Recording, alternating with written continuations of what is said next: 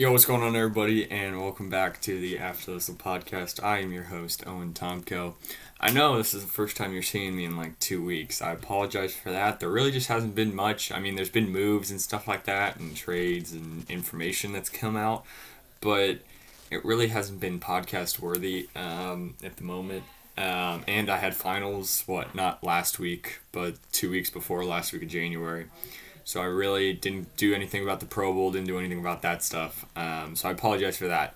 But you are going to be seeing, hopefully, some NFL draft stuff. A lot of NFL draft stuff in the next coming months because the draft is in April. And I have already done player analysis. I've done a player review on quarterbacks. I've done Zach Wilson, Justin Fields, Mac Jones, and I'm doing Kyle Trask right now. So I know it's only 4 guys. It's kind of hard, especially I'm trying to find time and motivation to do it. I really haven't had the motivation because I was able to do normally 1 or 2 people a day, but not happening anymore for some reason. And I've just been a little bit busy and a little bit zoned out of this whole NFL things. I completely enjoyed the time off, but now it's back to work, I guess. So we have Super Bowl 55 today in the next couple hours. It's going to be at 6:30 Eastern, 3:30 Pacific time. So 3:30 Pacific time for me. And it is between the 1 seed, 14-2 Kansas City Chiefs, actually headed to Tampa Bay to take on the 5 seed, 11-5 Tampa Bay Buccaneers. Yes, I said they're headed to Tampa. The Super Bowl was put in Tampa this year, and Tampa has made it to the Super Bowl. So it is the first time in NFL history a team hosting the Super Bowl has made the Super Bowl. So congrats to the Buccaneers on that one. Just a quick recap of who these guys beat to get here. Kansas City, they had to go through the Cleveland Browns, beat them 22-17, I think. And then they had to go through the Buffalo Bills. They beat them 34, it was something like that. 34-21, or I can't remember. Let me look, actually, hold on. It was 38-24. And as for Tampa, they had to go play 3 games because they were in the wild card. They had to go through the 4-seed Washington football team, beat them by 8, 31-23. They had to go through New Orleans, who was the 2 seed. They beat them 30-20, sorry. And they had to go through the 1 seed Green Bay Packers. They beat them 31-26. Congrats to Aaron Rodgers on winning MVP. So these teams in their respected conferences kind of terrorized their respective playoff brackets. Tampa Bay arguably has a better resume there. Beat a 4 seed, beat a 2 seed, and beat a 1 seed. The Saints and the Packers were 2 highly regarded teams, and football team actually came out and played. Nobody thought they had a chance, but they came out and gave them a fight. As for Kansas City, I expected them to be a little bit shaky coming off 2 weeks and a bad win against Atlanta and then a loss against the Chargers with none of their starters. But they did get the job done against Cleveland with Chad Henne finishing the game off. And then they were at home against Buffalo and took care of them. I really had high regards for Buffalo. And it's been my fault because I've picked against both these teams all playoffs. I did pick Tampa to beat football team. I didn't pick them to beat the Saints, and I didn't pick them to beat the Packers. As for Kansas City, I had them beating the Browns, but I did not have them beating the Buffalo Bills. So I've kind of been betting against these 2 teams all postseason, and they've really surprised me. I think the biggest surprise is Tampa Bay, because Kansas City's Kansas City, you know.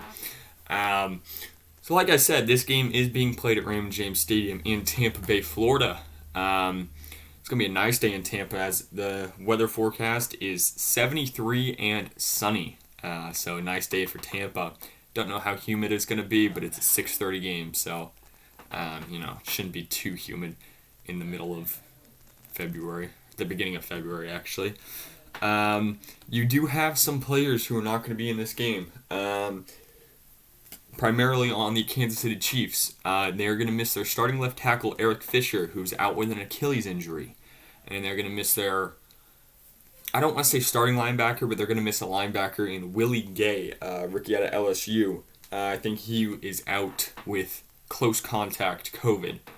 As for the questionables for the game, you have wide receiver Sammy Watkins. Questionable, I don't know with what. And as for the Tampa Bay Buccaneers, they only have two guys who are questionable in this game. That is Antonio Brown, with I think it was a calf injury, and Cameron Brate. I don't know with what. I haven't really followed Cameron Brate much. But big news for Tampa Bay, they are getting their... I think Vita Vea made the Pro Bowl last year. I think they're getting their Pro Bowl defensive tackle in Vita Vea back, arguably the best player on that defense, including arguably the best player on that team, according to Tampa Bay the Tampa Bay coaching staff. So that is a huge plus for Tampa Bay in that pass rush. But he's just going to be a freak and a monster up front. I'll go over the season stats for you guys because I know I only have one game to talk about. I'm already 6 minutes in, so it's going to be it's going to be kind of a similar time in episode. So for Kansas City, they averaged 29.6 points per game, while the Tampa Bay Buccaneers averaged 30.8 points per game. I do not know, by the way, if this is over the whole season or if it's over just the regular season. I don't know if it's regular season and postseason or just regular season. But, yeah, we're going to go with that. We're going to go, whatever. And points allowed per game. Kansas City has allowed 20.5 points per game to Tampa Bay's 23 points per game. So, Tampa Bay scores more points, but they also give up more points. Margin of points per game and points allowed per game, Tampa is 7.8, and Kansas City is 9.1. So a larger margin for Kansas City, but once again, they both made the Super Bowl, so it doesn't really matter. Total yards per game, Kansas City averages 425.3 yards per game to Tampa's 393.4 yards per game. So a clear difference there. Probably beat them out by 31 points or 31 yards per game. So Kansas City, but here's the big thing. Actually, no, I thought it would be a lot bigger, but I guess not. Yards passing per game, 312.8 for the Kansas City Chiefs and 298.5 for the Tampa Bay Buccaneers. I thought that would be a lot higher, and then this is the one that surprises me. They average 112.4 rushing yards per game to Tampa's 94.9 rushing yards per game. Kansas City has not been known for being a running team this year. As you can tell, their leading rusher is Clyde Edwards-Helaire, the rookie at LSU, with 803 yards on how many carries? On 181 carries. So it's not necessarily. I'm very surprised by that stat. And Tampa Bay averages 94.9, so 95 rushing yards per game. And Ronald Jones has 978 yards on 192 carries, and Ronald Jones has 3 more touchdowns, 7-4. As for yards allowed, this one is a very close stat. Kansas City has allowed 366 yards per game to Tampa Bay's 366.3 yards per game. Kansas City's defense, they have allowed 245.5 yards. Not yards. 245.5 passing yards per game. There we go. And Tampa Bay has allowed 280.7 passing yards per game. As the Kansas City Chiefs defense has allowed 120.5 rushing yards per game to Tampa's 87.5. Tampa Bay has one of the best run-stopping front sevens in the league this year. Kind of tailed off towards the back half of the year. But nonetheless is still one of the best run-defending teams in the league this year. So don't expect much, possibly, out of Clyde Edwards-Helaire. I mean, I can't say don't expect much in a Super Bowl, because the over-under this game is 56 points. Last time these two teams played, It was a 3-point game. It was 27-24, so it was 51 points in that game, and I picked the over in that game. So with that being said, I'm gonna take the. I don't know. Let's see. I'm gonna take the.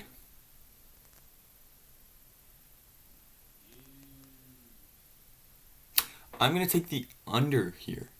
As weird as that sounds, I am going to take the under. I think there is a very good shot it could be the over here. You know what? Scratch that. I'm taking the over. I think it's going to be actually, now that I think about it, this is going to be a pretty high-scoring game.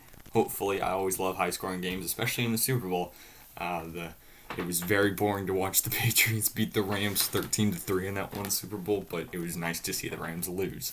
So I'm going to take the over in this game. I just think both defenses are solid, but I think both offenses are elite. They will score almost every time they touch the ball, and that adds up to a lot of points, right? And the spread is 3 in favor of Kansas City. I am not going to pick the winner yet. I'm going to pick it at the end of the episode. But looking at the player comparisons here in quarterbacks, so we're going based off regular season stats. Are we? I'm pretty sure we're going off regular season stats here, because I don't think... Yeah, we are going off regular season stats. We can go off postseason. Yeah, we'll go off postseason stats here. Postseason stats. Mahomes has thrown for 580 yards and 4 touchdowns on 50 completions. That's a 70 on 68 attempts. Sorry, that's a 73.5 completion percentage. No interceptions this postseason, and Tom Brady, I have to go back and look. And Tom Brady throughout this postseason has struggled. I'm just going to put it to you straight there. Tom Brady has struggled this postseason.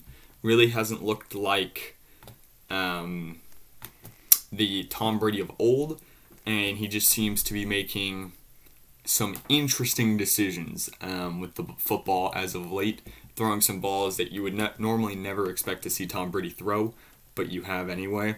Tom Brady this postseason has thrown for 860 yards and 7 touchdowns on 60 completions on 109 attempts. That is a 55% completion percentage. Not something you want to see in the postseason, and he's also thrown 3 interceptions. Those 3 picks were all last week, or 2 weeks ago now, against the Green Bay Packers.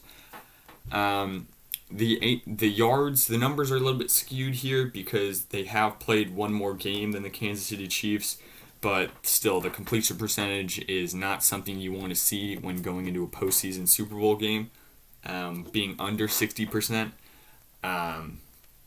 But yeah, as for the running game, I'm not even going to worry about it. I'm just going to go off my opinions here. Clyde Edwards-Helaire, rookie out of LSU, was probably one of the most surprising picks at the end of that first round last year, other than Damon Arnett to the Raiders, I think, at 19.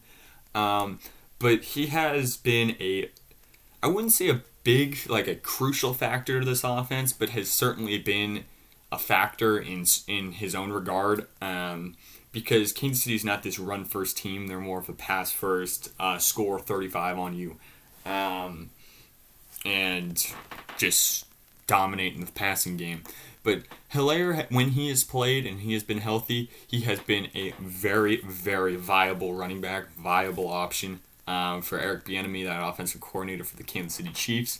And as for Ronald Jones has had a very interesting year. I'm actually going to say all the running backs have had a very interesting year for Tampa Bay. Tampa Bay runs a philosophy, especially Bruce Arians, where if you're a running back, you are going to have to block. Especially with Tom Brady, because Tom Brady is not the most mobile guy on the planet, and we all know that.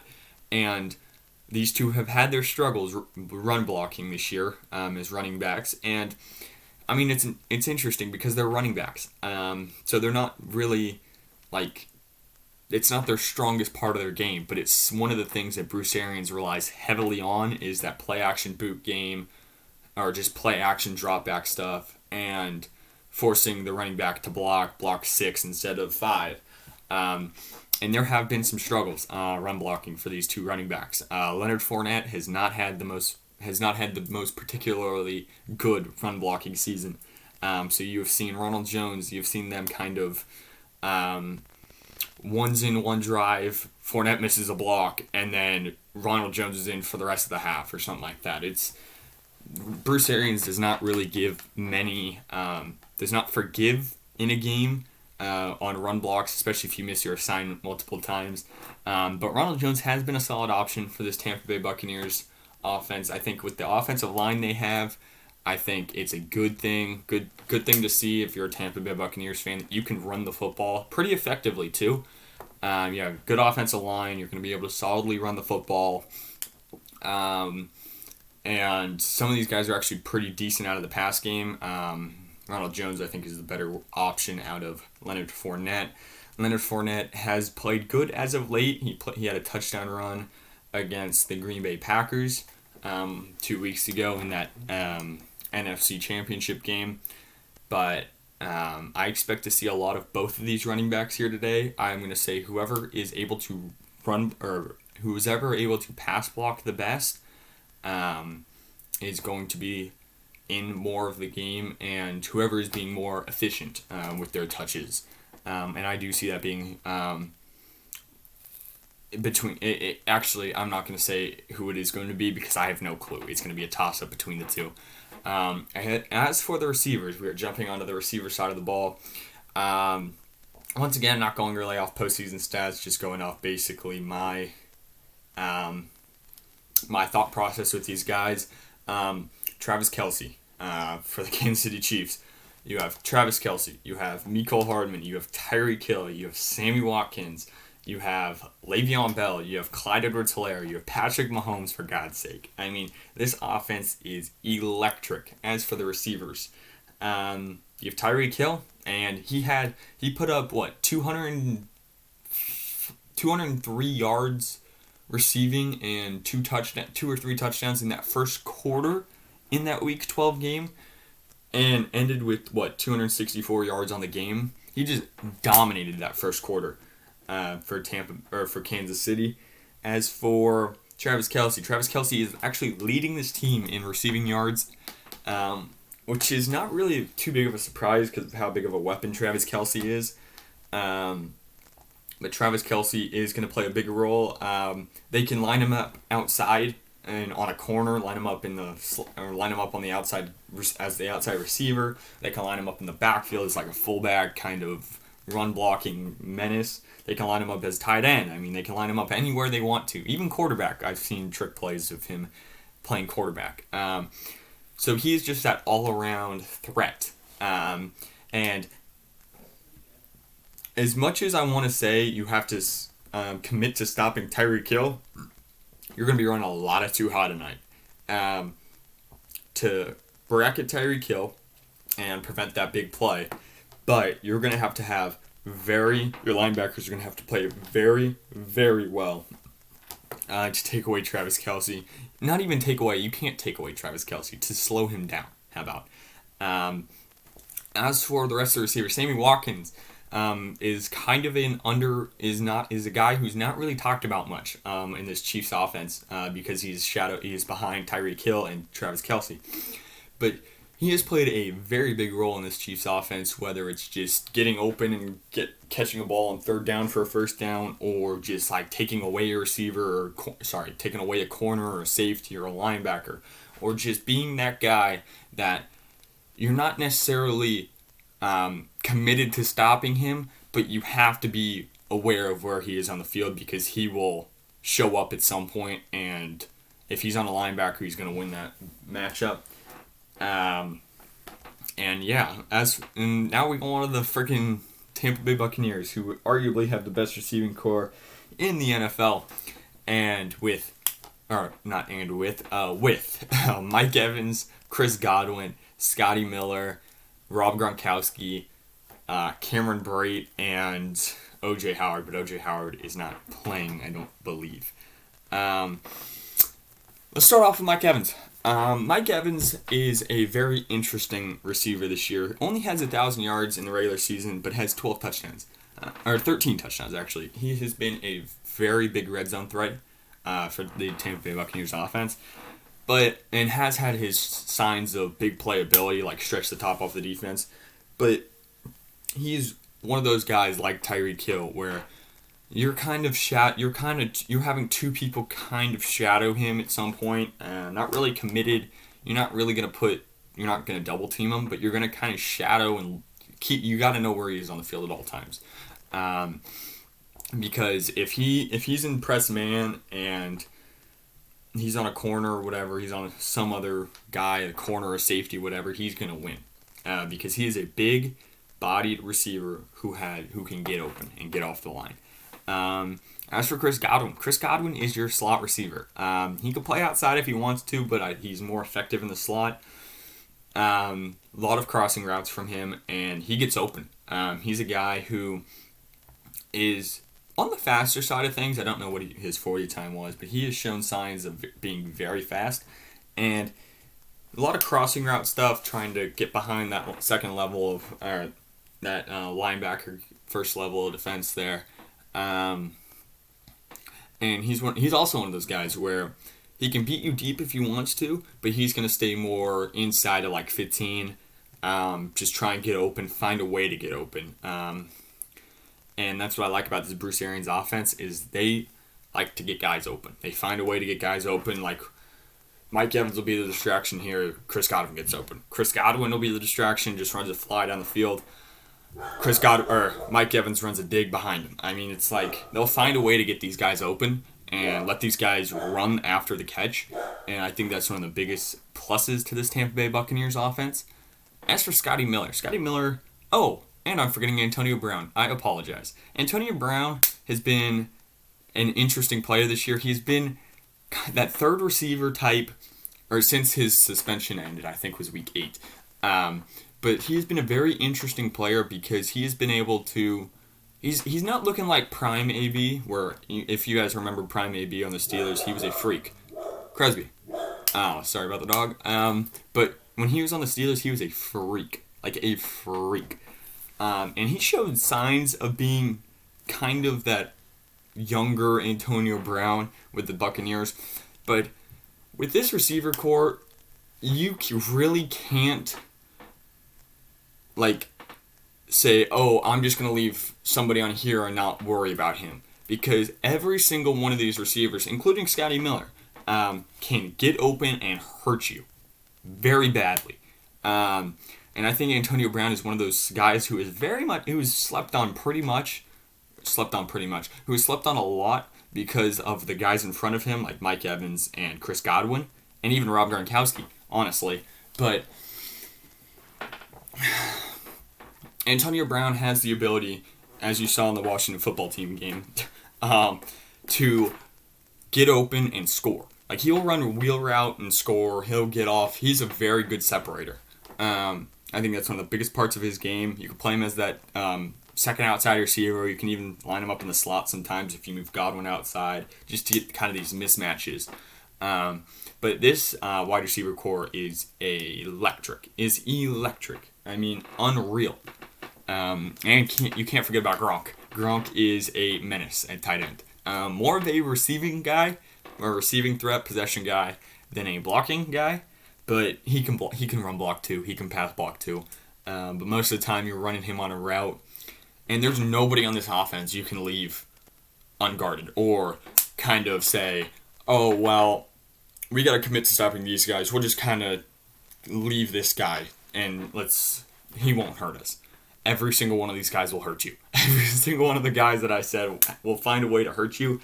If he gets put up on the right matchup, Brady will know, and he will find a way to get those guys the ball. So yeah, I know I'm 25 minutes in to talking about one game, but so that's the offense. The defense is going to be the biggest part of the game for the Tampa Bay Buccaneers here. The Kansas City Chiefs are missing their a ton, not even missing a few. They're missing a ton of offensive linemen. A lot of guys moved around. Mitchell Schwartz isn't playing their right tackle. Eric Fisher isn't playing their starting left tackle. So you're pretty much playing backup tackles, and I think there's backup guard. There's a backup guard playing, or two backup guards. This whole offensive line has moved around a ton with all the right guard, Laurent Duvernay-Tardif, opted out at the beginning of the year because he's a frontline worker. He's working up in Canada. Mitchell Schwartz is hurt, and Eric Fisher is hurt with an Achilles. So this whole offensive line's moved around or whatever. The only guy that is stuck in his position is the center. I think it's Remmers or whatever. But it's gonna have to be a big day for this Tampa Bay front four. This pass rush. JPP, Jason Pierre-Paul, Vita Vea, Shaquille Barrett. These guys got to get home. These guys got to find a way to get Patrick Mahomes a little uncomfortable.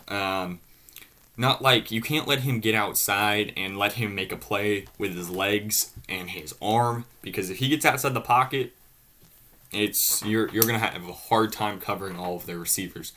But if you can just keep him in the pocket, make him a little bit uncomfortable, hit him a little bit, hit him hard, just kind of knock him off his game, you'll be in a good spot. Force a couple interceptions, force a couple of turnovers. I think you'll be okay. But you're going to have to find a way to stop this receiving game. And if I'm Kansas City, I'm knowing that they're going to find a way to stop the receiving game, and they're only going to rush 4 every time, which I think you're going to have to against Kansas City because you can't rush 5 or 6 because of all the weapons, like I said. If I'm Kansas City, I'm maybe committing more to a little bit more running game instead of just throwing the ball 45 times. But biggest thing for Kansas City on offense, RPOs. If you can execute RPOs effectively, you're going to win this game. And so, I don't know, it's really a toss-up. They're the two best teams in their respective conferences, and congrats to both of them for making the Super Bowl. With that being said, though, I have to pick a winner, and I'm running in 30 minutes of time here, but I have to pick, and the spread in this game is 3 in favor of Kansas City. I mean, I said this at the beginning. I bet against these two guys the whole postseason. You can't bet against Tom Brady. You can't bet against Patrick Mahomes. Who can you bet against more? Who has been the hotter quarterback? Who has been the better quarterback throughout this postseason? And who has had more success in this spot? It's been Brady. Brady has more success in this spot. Who has been better this postseason? It's Patrick Mahomes. Who has been the better quarterback this year? Or not this year, this postseason? Patrick Mahomes. With that being said, I'm going to take Kansas City to win.